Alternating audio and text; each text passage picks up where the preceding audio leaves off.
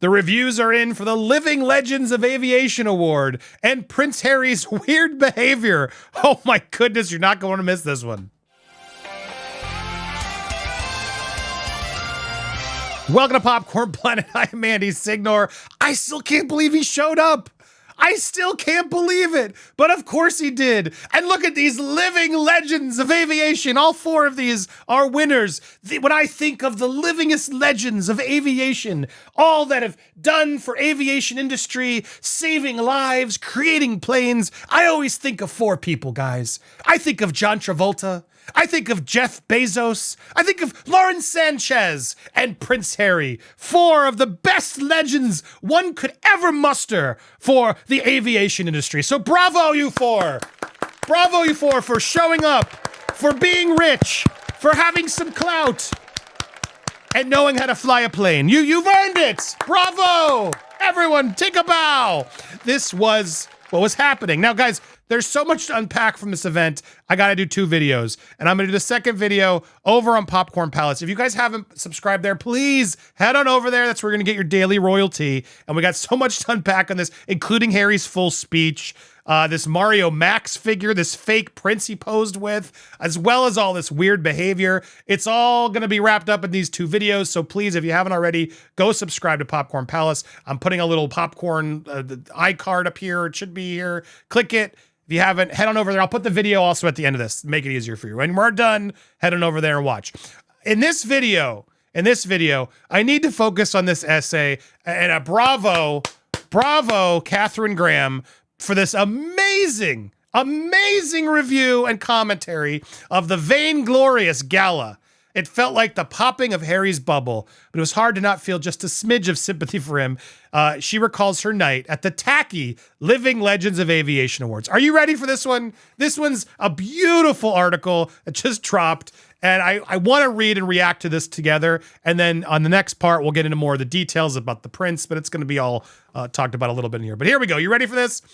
Oh, Harry, how has it come to this? From a royal highness who commanded respect and affection to a celebrity trinket paraded in front of paying guests at a cheesy Hollywood awards ceremony. The only crown I could see at Friday's Living Legends of Aviation Gala to honor the Duke of Sussex was one made from plastic and rhinestones and perched atop the elaborately coiffured hair of Miss California. And the only other royal present was a German who goes by the ridiculous name of Prince Mario Max Schaumburg-Lippe, though his right to use the title is hotly disputed, who once appeared in a saucy internet series called Travel Boobs, who Harry got a selfie with. Harry couldn't resist thinking he found another royal and snapped a selfie with this guy, the star of Travel Boobs.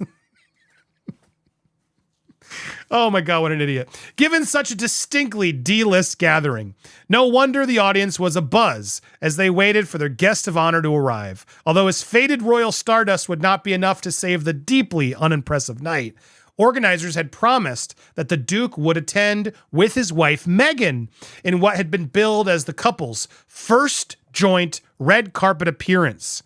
So I guess they were really planning for this. And I'm sure this was one of many until obviously a lot of stuff's happened since and their stock has dropped even further than I think they expected. But a PR lackey suddenly announced that Harry would be solo and that he had just snuck in through a back entrance. It was later reported that 42-year-old Meghan had decided to stay home because one of their two children was sick.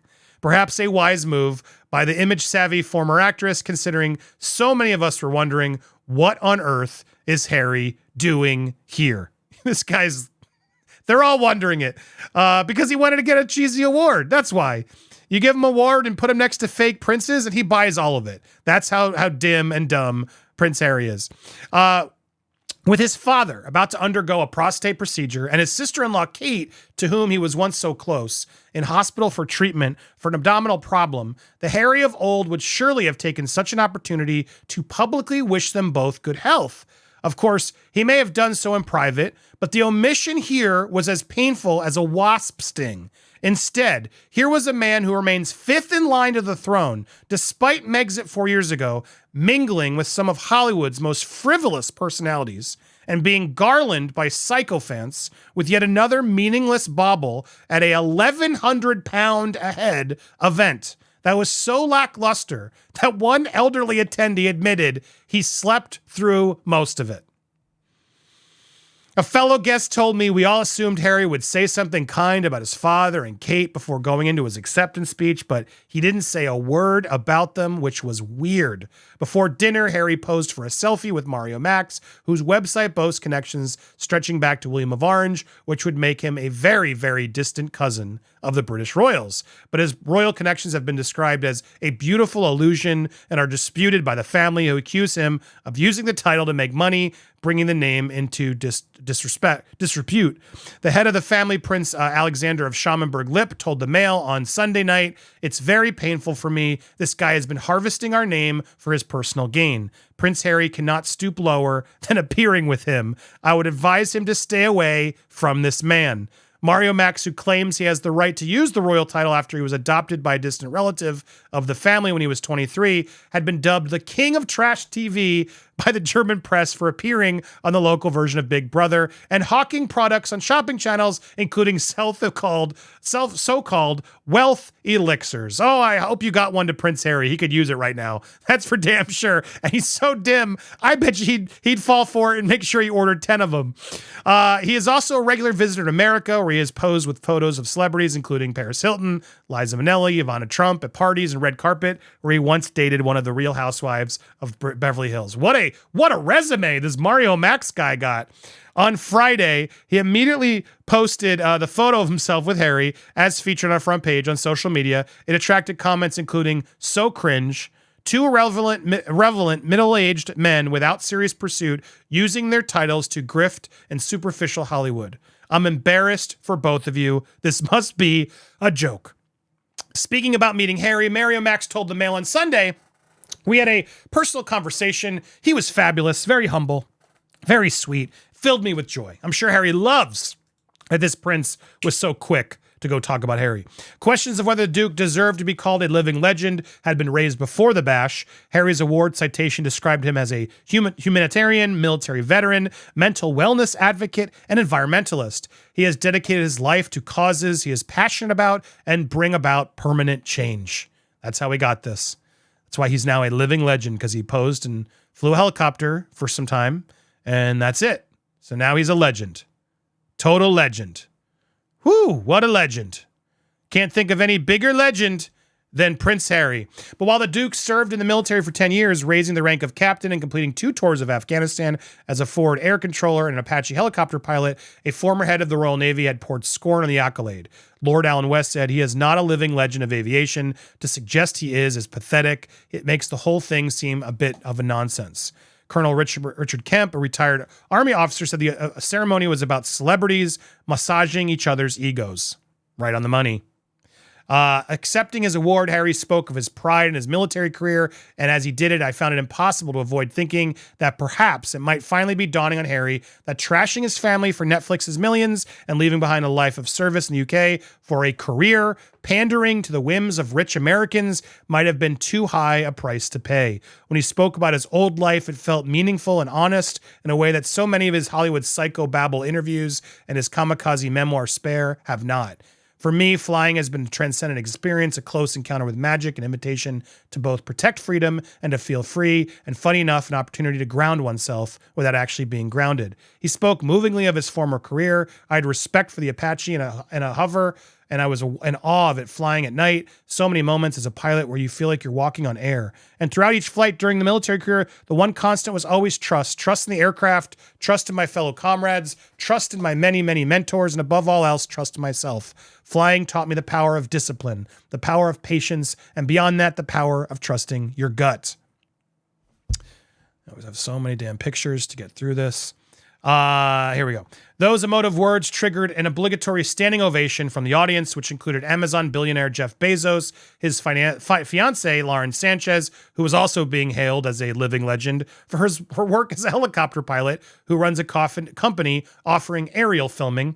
Trailed by her own TV crew, she was dressed in a black strapless fitted gown and wore her engagement ring, reportedly worth $1.6 million, over her black opera gloves. So she showed up, because, of course, she's filming a TV show about her helicopter business. Real living legend. She's managed to profit off of this industry like no other.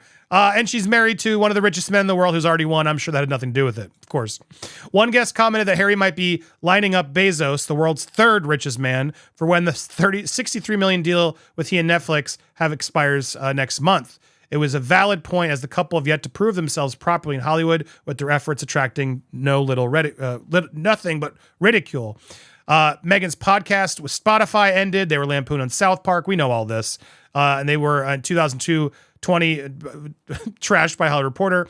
But after a whiny Netflix documentary, a whiny biography, and an inert podcast, the Harry and Meghan brand swelled into a sanctimonious bubble, just begging to be popped. In many ways, this vainglorious gala felt like the popping of Harry's bubble, but it was hard to not feel a smidge of sympathy. During my 3 decades working as a journalist, I've been to scores of A-list events, including every Oscar ceremony, but Friday's event was a low-rent shambles.